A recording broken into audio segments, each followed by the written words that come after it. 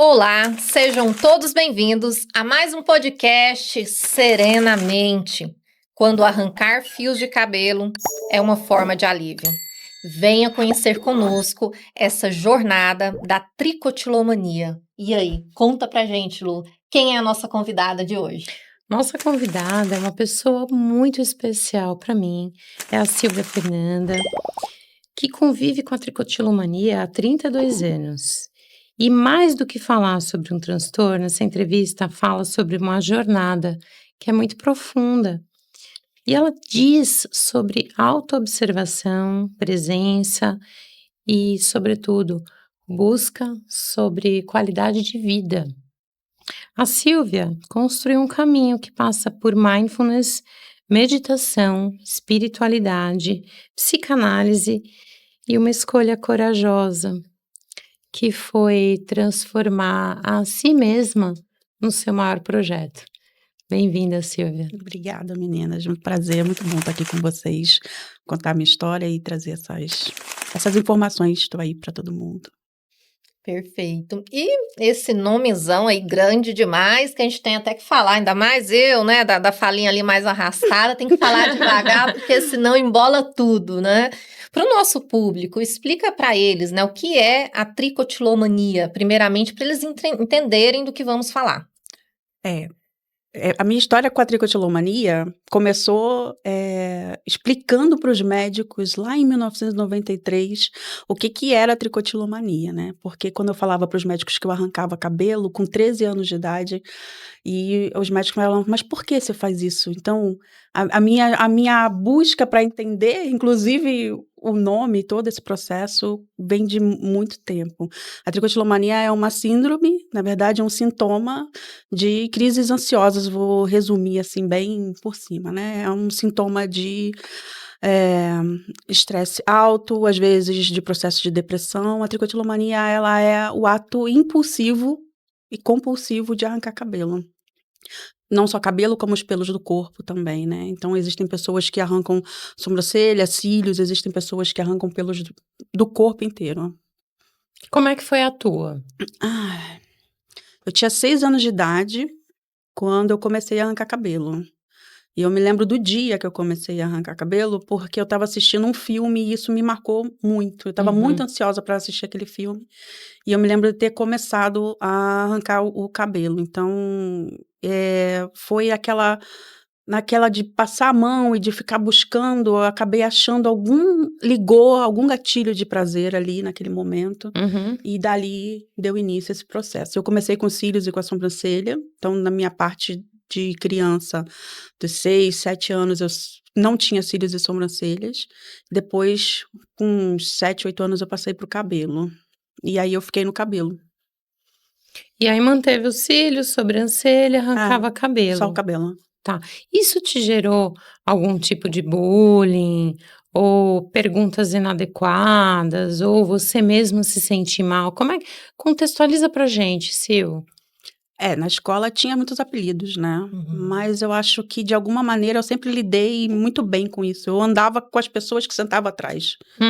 Então, a minha defesa foi Você era bagunceira, né? Você era bagunceira. A minha defesa foi participar, andar com eles, foi me juntar a eles, né? Então, eu criei essa defesa de participar ali de trás. Então, quando eles entravam nesse processo de bullying, a minha autodefesa era participar e aceitar os apelidos e tudo que acontecia. Óbvio que machucava, porque eu não sabia o que eu tinha, eu não sabia por que eu fazia, eu me olhava no espelho e não conseguia esconder, porque quando é no cabelo, assim, muito na frente, não tinha como esconder. Mas, de alguma maneira, eu acho que desde o início eu sempre tive um olhar diferenciado para essa experiência, que eu não saberia explicar antes, mas hoje, com o microfone aqui, falando disso abertamente, porque as pessoas que têm tricotilomania não têm coragem de falar, às vezes nem para o familiar que tem tricotilomania, eu entendo o porquê eu sempre olhei diferente para tudo isso. Nunca me afetou a ponto de me paralisar. Mas é como se fosse realmente uma parte minha que eu ia ter que levar. E eu não sei explicar como isso desde pequena eu tinha essa sensação, mas, enfim, foi desse jeito. Então, o bullying, ele chegava, mas a minha defesa foi fazer parte do grupinho que sentava atrás, de jogar papelzinho, de fazer bullying com outras pessoas, fazer parte daquelas pessoas que iam tentar me machucar. Você já estava machucada? Ah, bastante, né? Hoje, como terapeuta, olhando para a tricotilomania, para as crises de ansiedade, para as crises de pânico, eu tinha crise de claustrofobia, eu tinha tantas coisas acontecendo ao mesmo tempo, que não tem como hoje eu olhar para trás e dizer que era uma criança feliz, normal, uma criança livre, porque esse desenvolver, né, a tricotilomania, ou roer unha, ou comer compulsivamente, né, esses atos compulsivos, eles são a cereja do estresse, né? Quando você já tentou controlar absolutamente tudo, você acha que está controlando absolutamente tudo, seu corpo fala, não tá. Falta aqui dentro, né? Falta olhar para você para dentro. Então, com certeza, eu já estava muito ferida. E eu descobri isso numa terapia, acho que foi psicanálise, em 2013, eu acho, não vou saber ao certo, quando a psicanalista olhou para mim nos meus olhos e falou: "Nossa, sua infância foi muito difícil". E eu fiquei olhando para ela assim e falei: "É, Foi? foi". Nossa, eu achei que eu tinha tido uma infância maravilhosa, eu brincava na rua, andava de carrinho de rolimã, bicicleta, a rua era de barro, a gente pisava, corria, subia pé de goiabeira, o vizinho botava a gente pra correr, pra gente não roubar a fruta da casa deles, então assim, eu tinha uma história na minha cabeça de uma infância incrível, Que bom. mas ali em terapia, a psicanalista me disse que eu tinha tido uma infância muito difícil, né, pela convivência familiar, todo o processo, então eu acho que ali, naquele momento, eu comecei a entender que não era eu sozinha, né, tinha um processo que eu tinha passado. E como foi, por exemplo, para a família, né, entender que isso daí, isso é coisa de menino, isso vai passar, a falta de compreensão até de informação mesmo, como que foi essa questão do acolhimento do outro? Porque se hoje o acolhimento em saúde mental é desafiador, lá atrás. Como eu te falei, eu tinha que explicar para os médicos, né, Uhum, e se eu tinha que explicar para os médicos, imagine a minha mãe, imagine a minha uhum, família, eu era a doidinha da família, a Sério? maluquinha que arrancava cabelo, gente, uhum, não tinha nem como não ser, né. A minha mãe, quando eu tive 13 anos, quando eu completei 13 anos, me colocou a primeira vez na psicóloga. Tá. Então eu comecei a fazer tratamentos, eu comecei a buscar, assim, eu não me lembro de não ter sido acolhida na família não, até porque eu sou a primogênita dos primogênitos, a primeira filha, a primeira neta, a primeira então, assim, tinha uma certa Tinha um olhar, né? tinha um certo cuidado, um certo privilégio, que talvez se fosse o segundo filho, talvez não tivesse, né. É. Mas, dentro de casa o processo era a minha mãe tentava fazer com que eu parasse da maneira que a década de 80 uhum. permitia que os pais trabalhassem na gente, né, que era a autorização de fazer com que a gente parasse nos métodos arcaicos, né. Uhum. Então, tanto desde de amarrar, ficar de joelho, sei lá, todos esses procedimentos autorizados da década de 80 e 90, a minha mãe tentou, mas aí ela desistiu em 1993 e resolveu me colocar num atendimento psiquiátrico, psicológico, que Uhum. tinha perto de casa, inclusive é o Instituto Niso da Silveira, Que que é legal. lá no Engenho de Dentro, foi ali que eu comecei. Não era muito agradável, porque ainda Hum. tinha pessoas que moravam ali, que você tinha que transitar, Industrializada. foi um pouco traumático, mas foi ali que começou o meu processo de tratamento. Mas, assim, se eu tirar aí o contexto, né, da criação, dessa imposição, né, de tentarem me amarrar para eu tentar parar de fazer, porque se o médico não tinha informação, a minha família também tinha menos ainda, né. Uhum. Então, tirando esse processo de cima, eu consigo enxergar que não sofria com isso, Uhum. assim, no dia a dia, não me excluíam por isso. Me Uhum. puniam por isso, mas não me excluíam por isso. Uhum. Consigo ver essa diferença. Você se punia por isso? Acho que não. Acho que eu comecei a me punir quando eu comecei a entender que eu fazia isso comigo. Tá. Então, talvez na adolescência, quando a gente começa a querer se mostrar um pouco mais, né, querer começar a viver um pouco mais, a mostrar um pouco mais de você, né, de se sentir mais mulher, né, ir para o mundo, sim. Então, quando eu falhava comigo mesma, que a sensação é falhei comigo mesma, Uhum. aí eu me punia mesmo. Então, fazia promessas, amarrava a mão. Minha tia trabalhava no hospital, eu pedia para me levar para o hospital para engessar a mão, para ficar com a mão engessada, para não fazer, porque até então eu achava que era a minha mão a culpada. Olha só. Então, se a minha mão arranca o cabelo, A minha mão a tem que ser minha mão tem que anulada. ser anulada para que eu parasse de arrancar cabelo. Então, assim, dentro da consciência que eu tinha até ali, aquela parte da adolescência, o início da vida adulta, ali até os 22 anos, eu tentei controlar a minha mão. Eu achava que era a mão o processo, a culpa era da mão, né. Interessante, porque um dos critérios para diagnóstico é isso, né? É a tentativa recorrente do paciente de tentar parar de cometer esse comportamento, né? Então a pessoa tem aquela coisa que a gente chama de ego distônico, né? A pessoa ela não quer fazer aquilo, mas vem a questão compulsiva. Por que é importante ressaltar isso? Porque volta na velha história da saúde mental, né? Dos quadros emocionais. Ah, tá fazendo porque quer, isso é fácil, isso é tranquilo.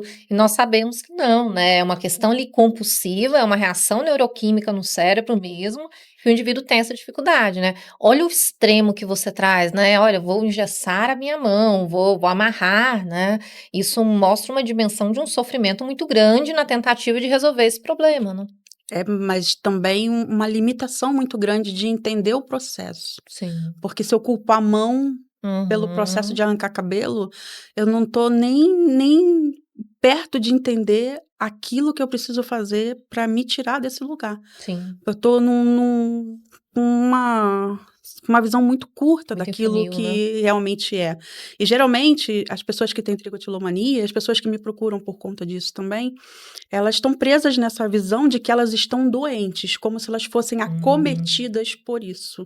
Como Uhum. uma gripe que eu pego, tomo um remédio e Uhum. melhoro. E todo esse processo de transtorno psíquico que a gente vive, seja crise de ansiedade, claustrofobia, crise de pânico, tricotilomania, são processos gerados pela mente e por extremo estresse. Então, assim, trazendo até o que você falou, né? Muda a química do cérebro. E eu Uhum. preciso também, além, às vezes, de ajuda, vou precisar de medicamento, às vezes, vou precisar de psiquiatra, vou precisar de psicólogo, mas eu vou precisar de mim no processo. Não é uma gripe que eu tomo um remédio, deito na cama e durmo. Sim.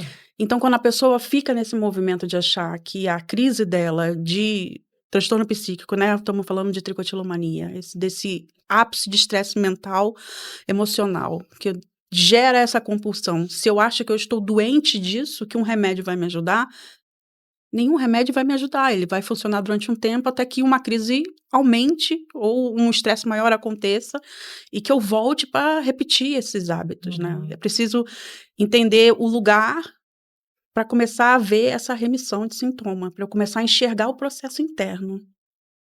Eu acho que não só para tricotilomania, mas sim acho que para todos os tipos de compulsão, porque assim, você tem um comportamento, assim como as pessoas que estão assistindo a gente percebem, podem perceber que tem um comportamento que está mascarando um vazio ou uma dor, e que não é o medicamento que vai tirar o comportamento. O Sim. medicamento vai apaziguar a dor, ou vai apaziguar essa sensação de vazio, mas o que você está trazendo, Sil, é uma coisa tão importante, né, meninas, que é assim, cada pessoa que está assistindo aqui, independente do comportamento compulsivo, que eu acredito que várias tenham que estão assistindo, é interessante se apropriar de si mesma, nessa caminhada, né? Sim. Porque não é só o medicamento, não é só o emocional, é você.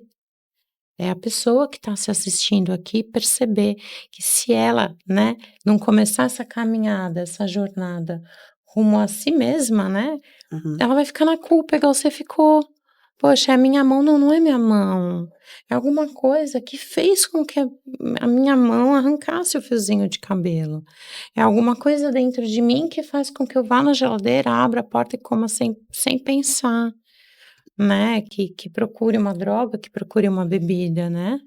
Assim, e esse lugar de se entender, de me entender, me ajudou bastante nessa construção do meu processo de cura, né? Eu, desde 2017, não tenho nenhuma crise de tricotilomania, porque em 2017 a minha chave virou, e ela virou numa crise a mais, e não foi de tricotilomania, foi numa crise de pensamento negativo. Jura? Conta pra Eu gente. estava lavando louça em casa, e do lado de fora de casa eu estava olhando, tinha um cantinho escuro, ali eu comecei a imaginar que alguém ia me dar um tiro. Tá. Então a minha mente começou a criar um processo de que tinha alguém ali, e aí, lavando a louça, eu esquivei.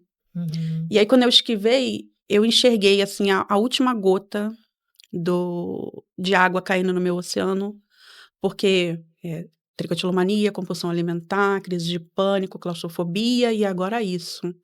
E eu consegui vislumbrar que eu ia acabar ou dopada de medicação ou internada em algum lugar, porque a minha mente estava cada vez mais acrescentando mais coisas, né? Cada vez ela caminhava por mais coisas. E, assim, o que eu preciso deixar claro, eu fiz 25 anos de terapia com psicologia convencional.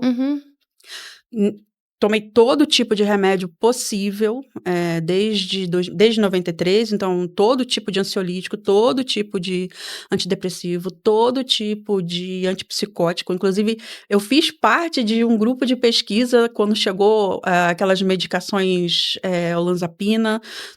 Eu fiz parte do grupo de estudo para ver se funcionava. Eu fui atendida pelo Hospital das Clínicas aqui de São Paulo, que é o único lugar na América Latina que faz atendimento para tricotilomania. Eu tentei todas as portas científicas possíveis.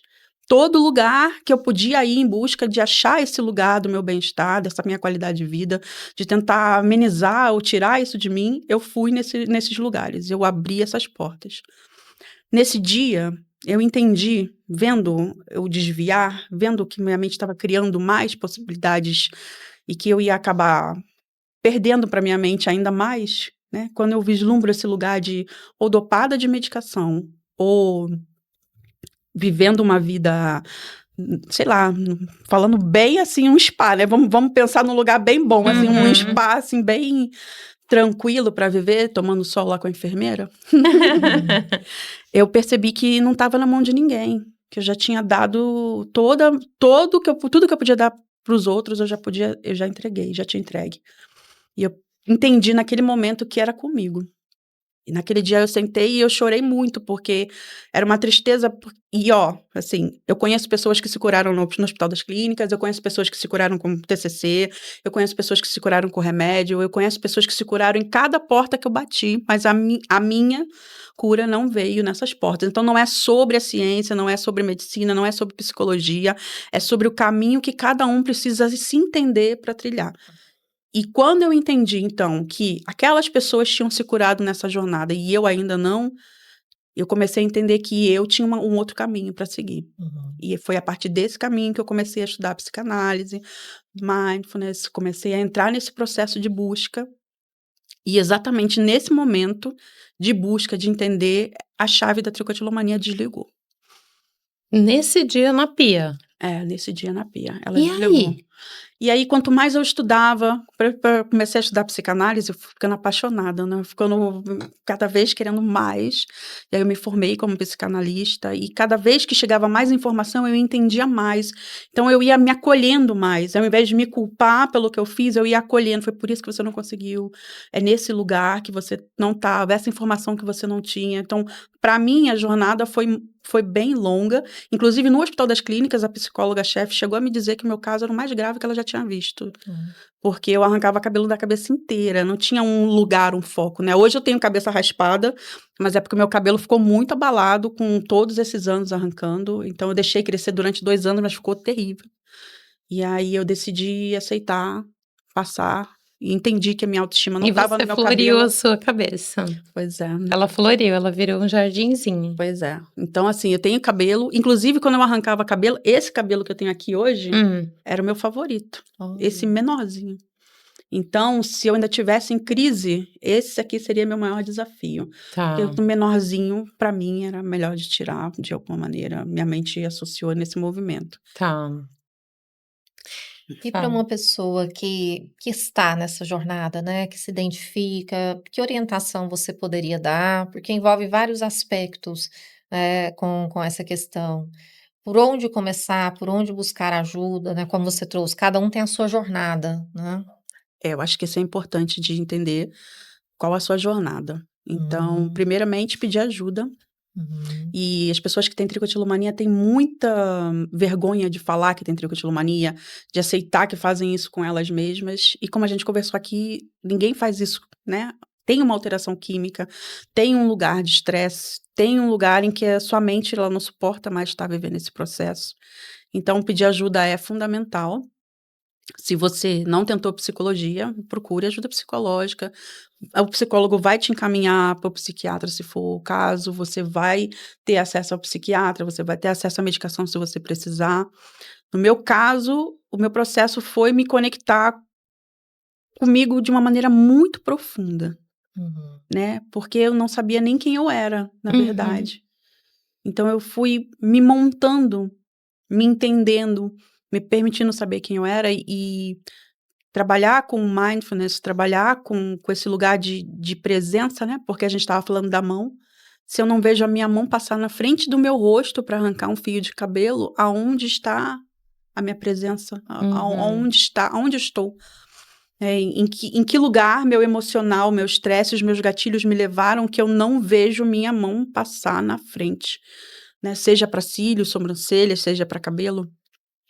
Aonde está a minha presença? Então, esse lugar também de saber que eu não estava nem em mim, de Uhum. começar a perceber, minha mão passou na frente do meu rosto, eu arranquei um monte de cabelo e eu só vi depois aonde eu estava. Uhum. Então, saber quem você é, começar a se colocar nesse lugar de se buscar, para mim foi o lugar mais gentil que eu poderia me dar dentro desse meu processo de cura. E aí você começou uma jornada com a psicanálise, né, fez o curso de Uhum. psicanálise. Aonde que entra a espiritualidade, o mindfulness, a meditação? É. Quando eu comecei a estudar psicanálise, eu fiquei nerd de psicanálise, estudando 100% ciência, 100% Freud, não deixava nem trocava, não ia para Aham. Jung não, nada disso. Ficava, bem focada no processo do Freud e ele tem a parte da história dele que fala sobre a hipnose.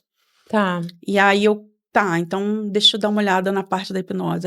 Aí quando você chega na parte da hipnose, aí você é convidado a conhecer uhum, novos lugares. Eu Uhum. sou uma pessoa que sou bacharel de história, museóloga, então meu ofício é trabalhar em museu, assim, né, além do meu servir de trabalhar com meditação e mindfulness. Então, eu sou uma pessoa muito científica. Para mim, foi cada passo que eu dava em direção à espiritualidade, era 2 passos que eu dava para trás para olhar o que que eu estava fazendo, para ver se eu não estava parecendo maluca, para ver se eu não estava ficando surtando, porque Aham. quando você começa a entrar em contato com a espiritualidade e você vem de uma vida acadêmica, você começa a se questionar, a ficar com vergonha de falar, de viver, de comprar um cristal escondido para ninguém ver, porque Uhum. senão e quando eu cheguei nessa parte da hipnose, eu comecei a ser convidada para outros movimentos, né, para outros lugares. Eu sou mestra de Reiki, também faço terapia multidimensional, então eu, assim, foi difícil inclusive de eu falar, porque esse lugar da academia é um lugar em que a ciência é muito importante, mas onde está a integridade, né, total, né, dessa minha alma que estava gritando tanto que nenhum caminho científico trouxe para mim esse lugar. Então, não só por curiosidade, mas pelo caminho, o destino foi me levando para lugares aonde a espiritualidade foi me trazendo esse conforto. E esse lugar de saber quem você é, ele é muito mais profundo do que saber seu nome, seu trabalho, saber de quem você é filho. tem uma força, uma energia sua que te leva, que te levanta da cama, que faz você gostar de uma cor específica, diferente sei lá, do seu irmão gêmeo. Você tem coisas suas que vão além desse lugar seu de certo, errado, né? De acorda e vai trabalhar, de ter essa força sua que te carrega. E essa força, ela foi crescendo em mim, conforme eu fui aceitando e fui testando os limites. E a intuição foi crescendo cada vez mais, até eu parar dentro de um mosteiro. Meu Deus, conta essa história. Nesse lugar de ter esse contato com a intuição, de ir me permitindo, né? De achar essa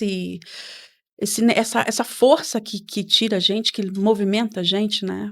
Que quando a gente entra em contato com a morte, o corpo cai. Uhum. O que é isso que deixa a gente em pé? O que é isso que deixa a gente andando em pé? Porque quando isso sai, o corpo cai imediatamente. Então, Uhum. o que é isso que me leva, que me levanta, que me guia, que conduz esse corpo que eu habito? E nesse movimento, eu fui aceitando sugestões da minha intuição nesse processo muito íntimo, em meditação, em processos de meditação cada vez mais profundas. E eu decidi começar a sentir aquilo que o meu corpo estava querendo me levar. E aí, em processo de meditação, aí começam as coisas que a gente acha que é coisa doida, né? No meio da meditação, eu comecei a ver março na minha cabeça.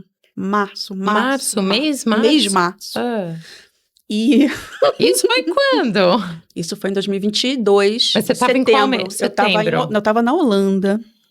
Mês de setembro. Gente, qual que é a minha câmera? Essa? Ela foi para a Holanda. Presta atenção nessa história. Contextualiza. Pois é, eu morei na Holanda de 2019 até dezembro do ano passado agora. Mas esse março veio na sua mente, você estava na Holanda? Eu estava na Holanda em setembro de 2022. Na busca. Na meditação, começou a aparecer março.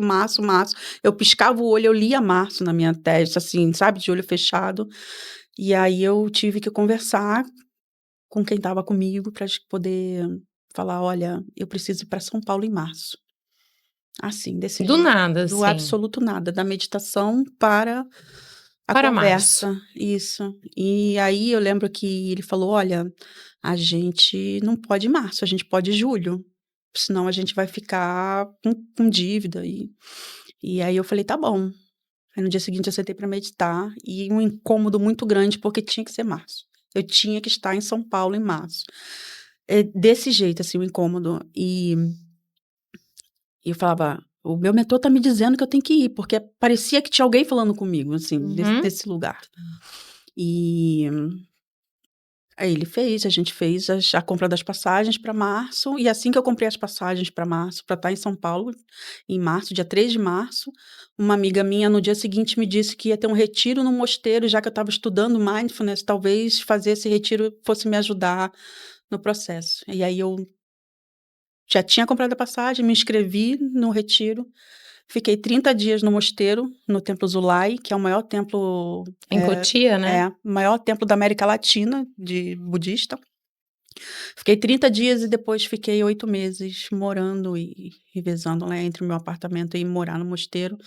8 meses de experiência monástica, posso dizer assim. Não como monja, mas no processo de estudo de budismo. E as coisas foram acontecendo desse jeito, assim. Na minha cabeça, essa voz intuitiva me dizia que eu não tinha que procurar nem apartamento para morar. Olha. E eu falava, não, você tá louco, eu vou para São Paulo, não vou procurar um apartamento? Não. E acabou que depois dos 30 dias eu fui convidada a morar no templo e a ficar lá com eles no processo. Então, assim, daquelas coisas que a gente, que é muito científico, vai bebendo de coisas que a gente nem poderia imaginar, assim, de uma força que não tem como eu desver, né? Não tem como eu duvidar. Então, fui morar lá e tudo aquilo que eu tinha estudado como instrutora de mindfulness, eu vi, só que dessa vez eu vi de dentro, né? Porque o mindfulness saiu do budismo. Né? O mindfulness é 10 páginas do Sutra, Satipatthana Sutra, que é a primeira parte de como um monge medita. Então, o mindfulness que a psicologia passou para frente, cientificamente comprovado, que tem essa comprovação, que é ótimo, ele é só o início do processo de meditação de um monge, que aí tem a espiritualidade. Depois desse processo tem a espiritualidade. Não tem como... dá para viver o mindfulness sem espiritualidade, dá para viver a presença plena sem espiritualidade. No budismo não é nem presença plena, no budismo é contemplação. Tem uma diferença sutil, mas depois desse processo tem como você colocar a espiritualidade. Eu não estou falando de conexão, de religião, enfim. Mas não tem como não viver o processo, sendo budista, dizer que, ok, o mindfulness foi retirado a espiritualidade do processo. Uhum. E quais foram os maiores desafios que você teve nessa vivência do mosteiro? Quais foram os momentos ali mais críticos, mais desafiadores para você? No mosteiro, o mais desafiador foi conviver com uma cultura chinesa. É muito oposta, né, É. a nossa. É um comando de cima para baixo, irrefutável, mesmo que você não concorde, você tem que fazer uma entrega. Que para mim, eu chamei essa experiência de máquina de moer ego, né? Porque para mim que sempre quero fazer melhor, eu quero ajudar, eu sou proativa, eu tinha que guardar minha proatividade no meu bolso. Porque se almoçava meio-dia e se dormia de 1h até 1h15, não era para não dormir ou fazer qualquer coisa nesse tempo. Era para estar deitado na cama de 1 até... Querendo ou não. Exatamente. Sim. Não tem proatividade, tem exercer aquilo que está na sua lista de tarefa, na sua de movimento. Nossa. Tem o fazer nos mínimos detalhes, né? Teve um dia que eu cheguei bem na sala de cerimônia, eles estavam arrumando os bancos, mas eles estavam arrumando os bancos milimetricamente. Aí minha mente falou, eu não saí de uma crise de compulsão para chegar aqui e ver esse pessoal tendo crise de toque na minha frente. Minha mente, eles estavam arrumando milimetricamente. E aí depois eu entendi que se arruma milimetricamente para que ninguém que entre se sinta diferente do outro. E não é sobre milimétrico exatidão, é sobre Igualdade. fazer para que todos se sintam de uma maneira equânime ali, juntos. Ninguém enxergue que foi tratado diferente. Então, assim, tem nuances, né, minúcias no processo que a gente, como ocidental, olharia como banal, mas que eles entregam de uma maneira para não fazer ninguém se sentir diferente, né, para acolher, para fazer com que as pessoas se sintam melhor. E aí, como é que foi esse autoencontro? Eu acho que o mosteiro trouxe para mim uma experiência única, intransferível, muito forte. Sair do mosteiro foi muito impactante. Você perguntou qual a parte mais difícil, foi sair. Jura? A parte mais difícil foi chegar na rua e ver uma senhora atravessando a rua com o celular na mão, o cachorrinho fora da faixa. Olhando assim, atravessando. Ver as pessoas mortas, vivendo. Isso para mim foi a parte mais impactante. Eu fiquei uns 30 dias presa num apartamento que eu tinha alugado. Assim, sábado e domingo eu ia para o mosteiro e durante a semana eu não conseguia sair do apartamento, porque era olhar para fora e ver um mundo como um mundo que se alimenta dele mesmo, assim, uma coisa muito bruta, muito rude, né? De como a gente vive fora da vida, como a gente não está presente no processo de estar vivo, né? De não enxergar, atravessar a rua, né? Fazer... Quantas vezes a gente está na faixa de pedestre, alguém atravessa, a gente vai, porque a gente nem estava ali, e nem precisa estar com o telefone na mão, não, o impulso da pessoa aí, às vezes a gente vai. Então, o meu reencontrar, eu acho que começou lá em 2017, nesse lugar de entender que eu ia ter que ser o meu maior projeto, né? Como eu falei, eu entendi que eu era um desafio, mas eu nunca tive esse olhar para mim de dizer, de vítima, de pobrezinha, ai, você apanhou na infância, ai, você não teve chance, ai, você é careca. Não, eu vou fazer tudo do jeito que eu sou. E acho que desde sempre. Então, Eu tinha 22 anos e usava lenço na cabeça, e eu fui prestar concurso para o Tribunal de Justiça. E eu ia trabalhar, e eu trabalhei no Tribunal de Justiça de lenço na cabeça, e fui fazer acontecer. Eu sempre tive essa força de fazer acontecer, independente do que estava acontecendo, do meu processo emocional. Mas a parte do mosteiro, para mim, eu acho que fechou esse lugar de entender que é a mente. Ela é o nosso único desafio da nossa vida. É tirar a mente do nosso caminho, sabe? Tanto pro emocional. Então, se eu tenho uma crise de raiva, por exemplo, eu não tenho que ficar com raiva que eu tô com raiva, eu tenho que perguntar pra raiva por que eu tô com raiva. Não pra mim. Eu pergunto pra raiva. Eu me separo do processo. Eu não sou minha mente. Então, eu consigo ir além, mesmo com raiva, ou mesmo frustrada, eu consigo olhar para o sentimento, me afastar dele. Então, o reencontrar é saber que eu não sou nada disso, não sou meus pensamentos, eu não sou meus sentimentos, eu não sou esse corpo. Tem mais, né? Por que que eu gosto tanto de lilás? Por que minha irmã gosta tanto de azul? Essa individualidade vem da onde? E o budismo é caprichoso, porque o budismo quer que você não seja nem você. Diz que você nem existe. Então, assim, ainda não cheguei nessa página, Uhum. mas tem essa força ainda, né? De que um dia, talvez, pensando budisticamente, Uhum. esse eu nem exista. Mas calma, vamos deixar esse eu existir primeiro Sim. e usar ele de barco para saber, tá, e quem sou eu nesse mundo caótico, né? Sem me deixar ser derrubada pelo mundo, né?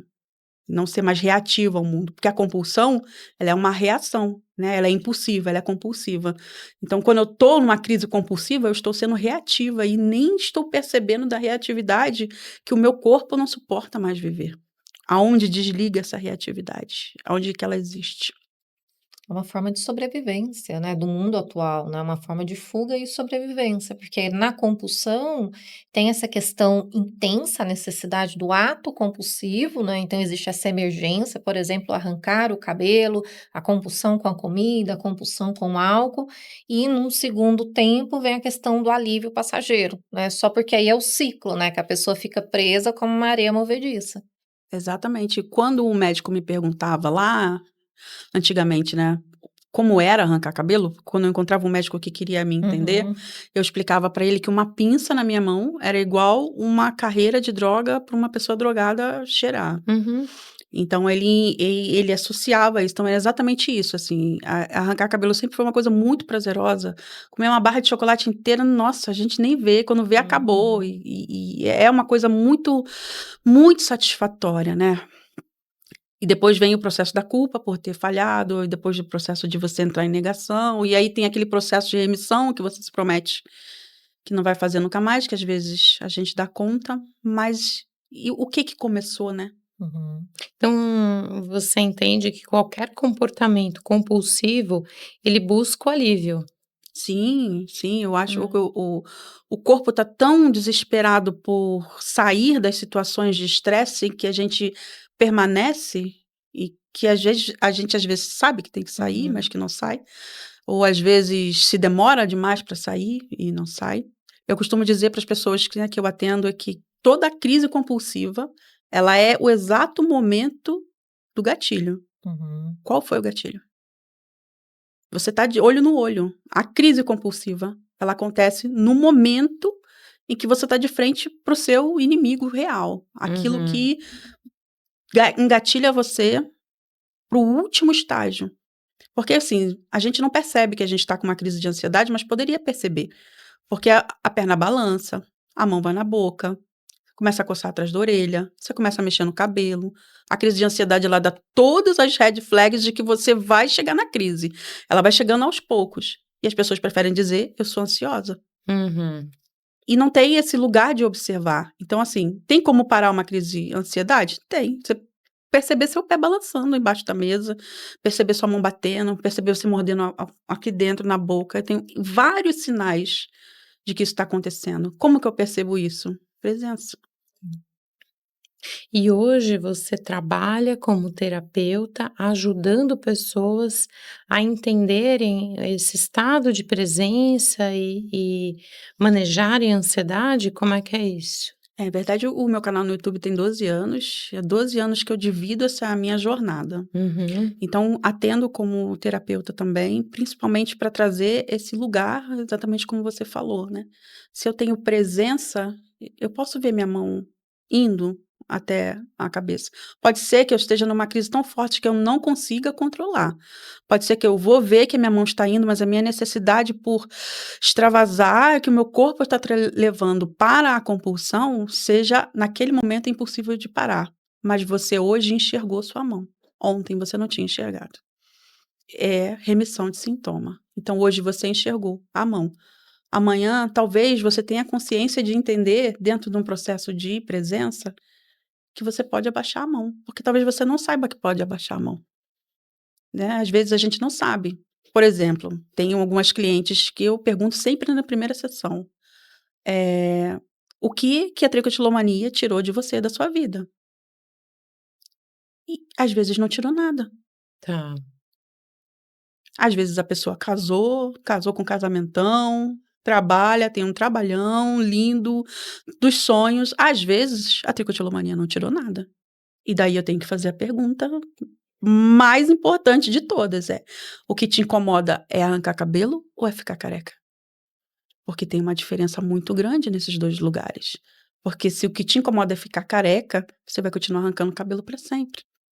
Se a dor não é arrancar cabelo, como que a gente pode tratar arrancar cabelo? Uhum.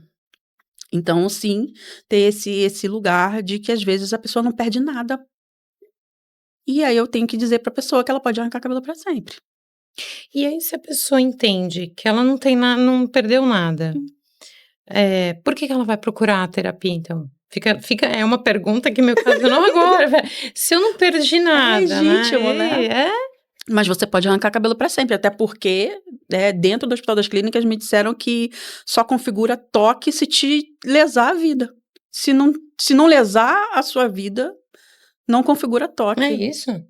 O toque tem que ter o prejuízo funcional, né? Então, não é, Caramba. por exemplo, só ir lá e verificar 5 vezes a porta, é ficar verificando a porta por 2, 3, 4 horas e atrasar para o trabalho, né? Caramba. Pois é. Mas aí Tá. também vem uma outra questão, né? A pessoa diz que não tem um prejuízo, ou ela está se auto-sabotando que não tem um prejuízo, né? Pois é. É por isso que é tão importante a gente ter um Hum, acompanhamento, a gente ter uma pessoa presente. Porque eu posso dizer para você que você pode arrancar cabelo para sempre, mas você quer essa vida, essa escravidão para sempre? Uhum. sim. Né? É um lugar de estar escravizado. É um, É. é um lugar de você vai machucar o ombro, é um lugar onde você vai perder oportunidades, é um lugar onde você não vai poder usar o seu cabelo solto na praia ou Uhum. sentir o vento batendo no seu cabelo. Porque perde, existem Perde, com perdas, certeza. claro. Com certeza perde, mas eu preciso trazer a consciência das pessoas de que elas podem fazer para sempre, porque ninguém também nunca disse. Uhum. E quando eu dou essa liberdade sufoca. Porque a pessoa entende de fato que pode ser que ela fique a vida inteira dela presa nesse lugar, nessa Uhum. gaiola compulsiva. É como se fosse um filme de terror, todo o tempo Sim, arrancando seu sim. próprio cabelo. Será que também, isso pensando agora também, não existem pacientes, isso falando, Uhum. né, na área da saúde aqui, né? Será que não existem pacientes que obtêm ganho secundário com isso? Do tipo, ah, eu não vou porque eu arranco o cabelo, eu não vou porque eu tô careca, eu não vou porque eu tenho um tique, eu não vou. Mas ela já não queria ir. Ela já queria, ela já estava manifestando um comportamento de fobia social, né? Eu pensei nisso agora, Uhum. né? É Será muito que não tem? importante, porque a maioria das pessoas tem vergonha de falar para os próximos, para parente, para marido que tem, ou seja, essa vergonha, ela já é uma vergonha de viver. Ela já é uma vergonha de não se buscar. Ela já é uma autoestima que já não tem. Então, assim, tem ganhos, Uhum. né? É o ganho de estar no lugar confortável que a gente já conhece, da dor que a gente já conhece. Porque se eu tiver cabelo, eu vou ter que melhorar minha vida, eu vou ter que realizar meus sonhos, eu vou ter que fazer acontecer, né? Eu raspei a cabeça e tem dias que eu tenho que sair com a minha cabeça raspada, eh, olhando só para a linha do meu nariz, porque eu tô com mau humor e eu não quero ver a cara das pessoas. Então, quando eu decidi raspar a cabeça, eu sabia que eu ia ter ganhos e perdas, né? E eu tatuei a cabeça, inclusive, para que as pessoas parassem de achar que eu estava em tratamento oncológico. Porque recebia muito abraço, oração na rua, era... Juro, meu Deus. Recebia oração dentro do metrô e eu achava bonito, não me incomodava. Só que eu acho que essas orações tinham que ir para pessoas que realmente estejam em tratamento oncológico e resolvi tatuar a cabeça. E desde que eu tatuei a cabeça, os olhares de dó ali se encerraram. Tá. Então tem dia que eu tenho que andar com o olhar para cima aqui e sair, e ir. Porque as pessoas que estão na rua, elas não têm dó. Então, assim... Se eu me curo da tricotilomania, se eu me curo da minha depressão, né? Se eu saio desse lugar tão profundo e que eu tenho que me esconder, porque veja bem, se atinge a sua imagem e você não consegue sair desse lugar, o que mais vai ter que acontecer para você sair desse lugar? É complicado, né? Você tá falando um negócio que eu tô aqui pensando.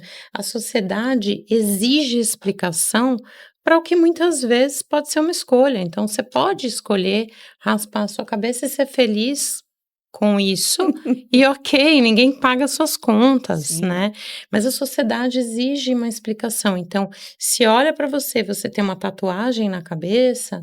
Ai, nossa, olha, essa moça escolheu tatuar a cabeça. Gosto ou não gosto, o problema dela. Ninguém vai fazer oração, ninguém vai te julgar. Assim como eu tenho pacientes que têm ou dificuldade auditiva, ou autismo, ou alguma questão, eu falo assim: olha.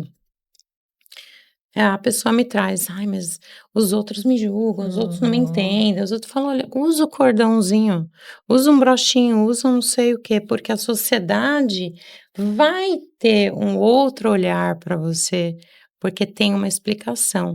Ao mesmo tempo que para mim é algo que, ok, eu entendo também, mas nesse contexto que a gente está conversando, caramba, por que que eu devo tanta satisfação à sociedade, né? E é o momento que a gente tá. Sim, mas a gente está falando de autoestima. Esse é o assunto. Exatamente. Então, eu tenho que sair de casa. Então, se eu descubro que a minha autoestima não está no meu cabelo, ela tá dentro de mim, ela faz parte desse meu pacote emocional, alegria, tristeza, Pois raiva, é. autoestima. Eu entendo que a autoestima é um sentimento, faz parte do pacote, eu posso treinar. Se você tem seu réu primário, significa que você não gastou sua raiva toda no total, você sabe controlar a sua raiva. Então, você também pode controlar a sua autoestima. Então, se eu descubro que aonde está a minha autoestima, eu consigo fazer o que eu quiser com o meu cabelo. Pode ser longo, pode ser de qualquer forma. Só que se ele acordar descabelado, eu não vou ter uma crise histérica por causa do cabelo. Se o cabelo não muda, ele incomoda, mas ele não muda. Então, se eu tô com a autoestima no meu lugar, saudável, vai ter o dia que eu vou acordar de mau humor e o que eu vou fazer é não olhar pra cara das pessoas. Você não precisa explicar Exatamente. nada pra ninguém. Eu vou passar reto, assim, eu vou olhando por cima e eu vou te dizer que é o dia que as pessoas mais elogiam, né? Vou dizer que é o dia que os meninos mais... É o dia que mais vem. E eu achei... Eu tô solteira, né? E eu achei que eu ia ter problemas de vocês sofrendo por causa de cabelo aí, por causa de cabelo, porque homem só gosta de mulher de cabelo comprido. Vocês têm que passar lá no meu direct. E assim, é tão bonito ver a tua escolha, a tua autoestima, o teu autoencontro e a tua presença, né?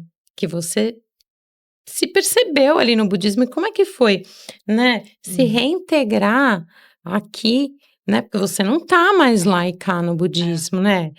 Você já tem o seu lugar. Então, como é hoje, a partir desse seu encontro, estar nesse caos? Como é que é? Eu acho que o mosteiro ensina pra gente que a gente encontra os desafios fora do mosteiro. O desafio não é dentro do mosteiro. No mosteiro as coisas são controladas, né? Vamos dizer assim, apesar de ter muitos desafios, de eu ter passado muitos perrengues, tem várias histórias para contar de ficar de olho tremendo, assim, porque tem hierarquia, tem um trabalho, né? Das pessoas serem elas mesmas, mesmo de sendo monges. Mas a integração, né?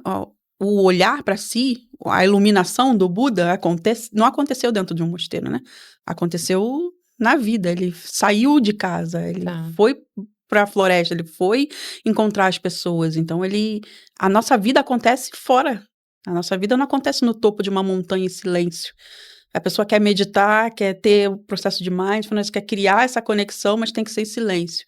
Aí faz barulho, fala, não consigo meditar, essa casa é muito barulhenta, mas a vida é barulhenta. Eu tive na Noruega em 2024 para ver a Aurora Boreal, o lugar mais inóspito e faz barulho. Faz barulho de água, faz barulho de galho, faz barulho de vento, faz barulho da neve passando. Não existe silêncio. Existe uma percepção de silêncio que a gente criou. E o silêncio não existe. A selva tem barulho, a montanha tem barulho, os rios fazem barulho, tudo faz barulho. Agora, se uma freada de ônibus é bom ou ruim, é a nossa mente que está decidindo. Se o barulho do rio é bom ou ruim, é a nossa mente que está decidindo. Eu não preciso achar bom ou ruim, eu posso só presente, desligar, presente, aumentar. Eu estou ali presente, então saber da presença, saber escolher os caminhos. É óbvio que eu tenho raiva, é óbvio que eu falo palavrão, é óbvio que eu sou a carioca mais carioca que tem. Só que eu não reajo impulsivamente ao primeiro impacto. Eu consigo negociar com essas sensações que os sentimentos trazem. E estar fora é estar todo o tempo vivendo isso. Então, às vezes, eu quero atravessar na faixa de pedestre e não consigo. Às vezes, eu quero atravessar fora da faixa de pedestre e o carro para. Tem um balanço na vida. Entender esse balanço e entender que a gente está no mundo com as pessoas e que as pessoas não estão no mesmo nível intelectual que você, não estão no mesmo nível espiritual que você, não estão no mesmo nível energético que você. E se a gente tiver de TPM, ferrou, porque a gente não vai estar em nenhum desses níveis, em nenhum lugar, para a gente fazer esse movimento de entender que o caos que a gente vive, e a gente que vive em São Paulo, vive no maior caos da América Latina, lindamente, que eu sou apaixonada. É entender que esse é o normal. Se eu sou reativo a isso ou não, é uma opção minha. E eu amo São Paulo, tem gente que odeia. Perfeito, que aprendizado, né? Nossa Senhora, Bem hein? profundo. A Silvia sempre traz com muita tranquilidade. Sempre me trouxe esse lugar de presença, sabe? De aterramento. Eu acho que é essa a palavra, aterramento. Então, assim, hoje você tá aqui em São Paulo, certo? Certíssimo. Como é que tá a tua vida hoje? Aonde que as pessoas te encontram? Como é que tá teu trabalho? Como é que estão seus projetos? Nesse momento cheguei em janeiro, né, em São Paulo. Tô recomeçando minha vida do zero. Acabei de passar por um processo de divórcio. Tô recomeçando uma série de movimentos pessoais, femininos. Tô nessa retomada, começando a decorar minha casa, vivendo os projetinhos borro chique, trazendo esses lugares, né, de contato com o meu feminino, trazendo esse feminino mesmo sem cabelo pro mundo. E vivendo esse processo de estar recomeçando, né?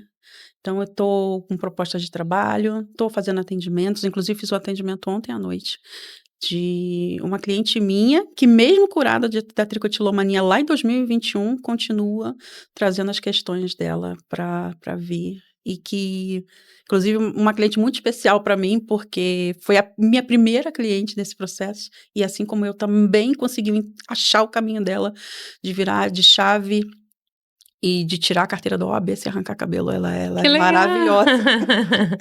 Ela é maravilhosa. Então, eu tô nesse processo de remontar a vida, de reconstruir, e tá sendo muito bom, muito vivo para mim estar nesse processo. Receber esse convite de estar aqui com vocês para falar do meu servir, que é que eu sou apaixonada. Também tô com projetos de trabalho para voltar a trabalhar em museu, então eu tô em São Paulo, né? Ó, é São Paulo. Já um monte de coisa acontecendo. São Paulo, exatamente. E aí dentro? Um monte de coisa acontecendo também, mas tudo dentro da presença. Tudo dentro da presença. E eu posso te dizer que eu tive muito medo de viver essa vida nova. Posso com muita verdade dizer que eu tive muito medo de viver essa vida nova. Mas essa vida nova tem me surpreendido com gentileza em lugares que as pessoas nem podem imaginar, em que as pessoas criticam tanto, que eu ouço tanto falar mal, né? Desde aplicativo de vida até correria, São Paulo, todos esses movimentos, assim. Eu tenho encontrado gentileza em todos os lugares. Até porque, quando a gente sabe quem a gente não aceita menos, a gente não aceita migalha, a gente entende energeticamente ali que não é o nosso lugar e a gente se retira, mesmo que sofra, a gente se retira. Uhum. E a gente acaba recebendo mais gentileza do que pedrada, do que degrau para subir. É o que a gente estava até falando, né, no outro episódio, sobre aprender os nossos limites, colocar com muita tranquilidade, e entender quem entra na sua vida e quem não precisa mais participar. É, eu tô passando por um processo de aprender a ser amada também, mas Deixa pra lá. eu tô aprendendo esse processo, mas eu tô começando por mim, então a régua tá bem alta. Ótimo. E aí a gentileza vem com muita força nesse processo. E assim, ó, quem quer te encontrar, quem tá assistindo aqui o podcast, fala assim: nossa, eu quero ser paciente da Silvia, eu quero ser atendida por ela, eu quero encontrar meu estado de presença. Aonde que essas pessoas te encontram? Aproveita, deixa aqui, faz o seu merchan. E sim, vocês podem me encontrar no meu @eu sou Silvia Fernanda. Porque é o meu primeiro nome, eu tive 2 certidões de nascimento, é o único nome que eu tive desde sempre. Então, eu sou Silvia Fernanda, foi uma posse que também eu passei, um processo pessoal que eu passei. Eu sou Silvia Fernanda, vocês me encontram lá, pode me mandar direct, eu respondo todos os directs, há 12 anos que eu respondo mensagens, que eu converso com as pessoas sobre tricotilomania. Tem um canal no YouTube, também eu sou Silvia Fernanda, é um canal que tem 12 anos. Nesse canal do YouTube você vai encontrar toda essa minha trajetória, porque tudo que eu contei aqui está documentado no YouTube. Então, toda a minha história está lá, você vai poder ver todos os meus processos, inclusive do ProAmit, do Hospital das Clínicas, também está documentado lá. E mandou a mensagem, eu vou responder. Porque eu sei da vergonha, da compulsão, eu sei desse lugar de culpa, eu conheço a sua dor, e eu sei que talvez você precise de alguém para conversar que conheça você nesse lugar. E eu vou estar lá para conversar com você. E quem sabe esse processo de presença seja tão forte na sua vida como salvou a minha. Porque a meditação e o mindfulness salvaram a minha vida. Eu não tenho nem dúvida. Que lindo. E a gente aqui preparou um presentinho para você, que eu sei que você não pode comer. Vamos lá. Mas distribua carinho em forma de Obrigada, açúcar, meu. Sim. né? Mas essa xicrinha, Adoro, gente. Caneca é muito bom, adoro. eu Obrigada. adoro caneca. A gente Adoro adora caneca. caneca aqui. Obrigada. Não posso porque eu estou fitness. Também faz parte do meu processo de ser o meu maior projeto, ficar Ah, tá linda. forte, ficar saradinha. É isso aí. Seja sempre bem-vinda. Foi uma honra ter você aqui. Obrigada, meninas. Foi um prazer. Volte sempre, mesmo. Muito obrigado, Silvia. Foi perfeita a sua presença aqui hoje. Com certeza, muita gente aí de casa vai ter aí insights muito grandes. Já compartilhe esse episódio aí para aquela pessoa que está enfrentando esses desafios, seja da tricotilomania, ou desafio mesmo interno de presença. Com certeza, esse conteúdo aqui vai ajudar bastante. Muito obrigada. Até a próxima. Até. Tchau, tchau, gente. Tchau.